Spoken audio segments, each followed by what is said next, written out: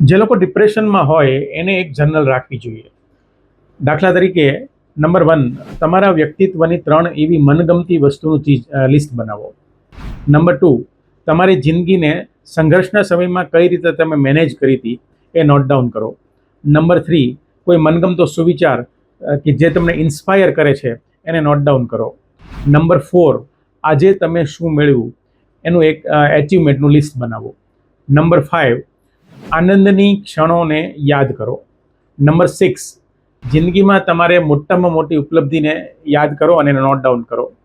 Number 7, ડિપ્રેશનની લાઈફમાં કઈ રીતે તમને અડચણરૂપ થાય છે એને તમે નોંધ કરો. નંબર 8, મૂડ લિફ્ટ કરતા કોઈ પણ 3 ગીતોને યાદ કરો. નંબર 9, ડિપ્રેશનમાં ભાવતી વસ્તુની યાદી બનાવો.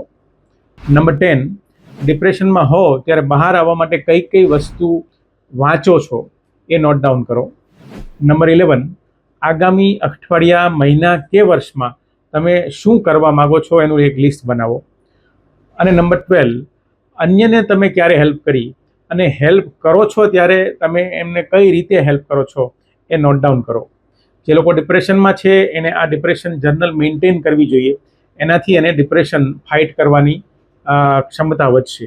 અને ડિપ્રેશનની વધુ માહિતી માટે નીચે લિંકમાં વિડીયોની લિંક આપેલી છે, એને તમે વધુ માહિતી માટે જોઈ શકો છો.